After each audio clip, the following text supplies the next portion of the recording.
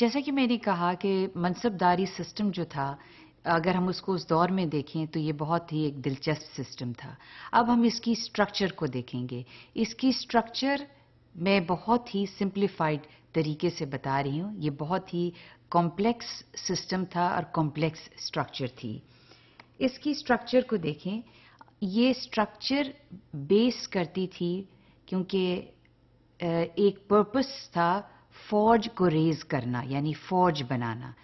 Interestingly Mughal حکمران منصبدار سے بوقت جنگ ایک فوجی کمانڈر کا بھی کام لیتے تھے اور امن کے دور میں ان سے وہ ایگزیکٹو کا کام بھی لیتے تھے۔ تو یہ ایک بڑی انٹرسٹنگ چیز ہے۔ یہ کمبینیشن تھا فوج کا اور سول بیوروکریسی کا، جو انہوں نے منصبداری سسٹم میں اس کو ایملگمیٹ کیا ہوا تھا۔ اس سسٹم میں تھیوریٹیکلی کتاب کے حساب سے 66 یعنی 66 گریڈ تھے، اور یہ اکبر نے اپنے زمانے میں اس کے آئینہ اکبری میں اگر آپ پڑھیں تو اس میں ہمیں اس میں ملتا ہے، نظر لکھا ہے کہ گریڈز جو تھے وہ لکھے ہوئے 66 تھے، لیکن ایکچولی یہ گریڈز جو تھے وہ 33 تھے، یعنی 33 گریڈز تھے۔ آپ دیکھیں کہ سب سے چھوٹے منصبدار سے لے کے اور سب سے ہائیسٹ لیول پہ، یعنی کہ سب سے چھوٹا جو تھا وہ 10، اور یہ ہنسوں میں تھے سارے، یا آپ کسی کا سٹیٹس ہائیسٹ ہوتا تھا تو اس کا نمبر زیادہ ہوتا تھا، اور جس کا کم ہوتا تھا منصب اس کا نمبر بھی کم ہوتا تھا۔ لہذا ہائیسٹ، اگرچہ سب سے ہائیسٹ نمبر 10,000 تھا اور سب سے کم جو تھا وہ 10 تھا، لیکن جو کتابوں میں ملتا ہے وہ نظر یہ آتا ہے کہ جتنا بھی اکبر نے اپنے دور میں سب سے زیادہ جو رینک کسی کو دیا وہ 5,000 کا تھا، یعنی اس کو 5 ہزاری کہا جاتا تھا۔ اور یہ صرف ہائیسٹ رینک جو تھا یہ رائل فیملی سے جو لوگ جن کا تعلق تھا ان کو دیا جاتا تھا، یعنی رائل فیملی سے جو باہر ہیں۔ اس سے آپ کو ایک چیز نظر آئے گی کہ کچھ حد تک وہاں پہ ایک فیورٹزم اور نیپوٹزم کا بھی انفلوئنس تھا، لہذا ہائیسٹ رینک صرف ان کو ملتا تھا جو کسی نہ کسی تعلق سے اور رائل فیملی سے بلانگ کرتے تھے۔ 5 ہزاری ایک رینک تھا۔ یہ ایسے ہی رینک سمجھ لیجئے جیسے ڈپٹی کمشنر ہوا یا کرنل ہوا، یہ صرف ایک اس کا تعلق رینک سے تھا، یعنی جتنا بڑا نمبر اتنا بڑا رینک۔ اس کا کسی اس سے تنخواہ سے تعلق نہیں تھا، اس کا کسی اور چیز سے تعلق نہیں تھا۔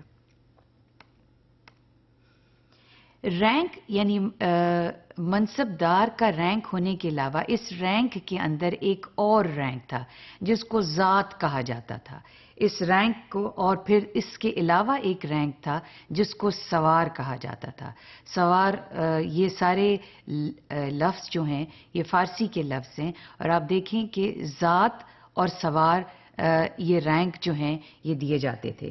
سوار کا تعلق ہارس مین یعنی گھوڑ سوار سے ہے، یعنی یوں کہیے کہ سوار رینک جو تھا یہ شو کرتا تھا کہ یہ منصبدار جو ہے اس کے پاس کتنے گھوڑ سوار ہیں، اور وہ اس کے حساب سے وہ نمبر جو ہے وہ ظاہر کیا جاتا ہے، اور اس کو جو اس کا رینک جو سوار کا نمبر ہوتا تھا اس کو جنگ کے زمانے میں اتنے گھوڑ سوار جو ہیں پرووائڈ کرنے ہوتے تھے بادشاہ کو، اور خود بھی جنگ میں شامل ہونا ہوتا تھا۔ اچھا، اب اس میں ایک مثال لیں کہ سوار رینک جو ہے وہ 3,000 کا ہے، اور اس جس کا سوار رینک 3,000 ہے اس کو 600 گھوڑ سوار مہیا کرنے پڑتے تھے۔ ایک مثال یوں دی جائے میں آپ کو دوں گی کہ دیکھیے کہ ایک منصبدار ہے جس کا ذات رینک 4,000 ہے اور سوار رینک جو ہے 3,000 ہے، لیکن اس کو جو گھوڑ سوار دینے ہیں وہ 600 دینے ہیں، تو ہمیشہ جو اس کا سوار رینک ہوتا تھا اس کے 1/5 اس کو گھوڑ سوار مہیا کرنے ہوتے تھے دوران جنگ۔ اس کی ایک اور مثال میں آپ کو دیتی ہوں۔ دیکھیے، اگر کوئی 1,000 گھوڑ سوار جس کے پاس ہیں تو وہ کس طرح سے اپنے گھوڑ سوار کو کرے گا. اس کے ساتھ اب گھوڑے بھی ہیں آپ دیکھیں. تو اگر 1000 گھوڑ سوار ہیں تو اس کے لیے وہ 300 گھوڑ سوار ایسے ہوں گے جن کے پاس 3 گھوڑے ہوں گے. یعنی ایک گھوڑے پہ وہ خود ہوگا اور 2 اس کے ساتھ اس کے ایکسٹرا گھوڑے ہوں گے. اسی طرح سے 600 ایسے گھوڑ سوار ہوں گے جن کے پاس 2 گھوڑے ہوں گے اور 100 ایسے ہوں گے جن کے پاس صرف ایک ہی گھوڑا ہوگا. یعنی 100 گھوڑے ہوں گے. تو آپ یوں ان کو کاؤنٹ کر لیجئے. یہ 600 اور 300 اور 100 یہ سارے مل کے 1000 بنتے ہیں. اور گھوڑے کتنے پرووائڈ کرنے پڑیں گے اس کو؟ 2200 گھوڑے. یعنی 1000 جو گھوڑ سوار ہے اس کے لیے 2200 گھوڑے جو ہیں اس کو پرووائڈ کرنے پڑیں گے. اب ہم آگے دیکھتے ہیں کہ یہ جو ایک کسی کا جو وہ ٹائٹل ہے کیسے دیا جاتا تھا. مثال کے طور پہ کوئی شخص مراد خان ہے، وہ 1000 ہے اور اس کا ذات رینک ہے اور شیش صد یعنی 600 گھوڑ سوار 2 اسپا یعنی 2 اس کے ساتھ گھوڑے ہوں گے. تو آپ یہ دیکھیے کہ اس طرح سے ٹائٹل جو ہیں وہ لکھے جاتے تھے.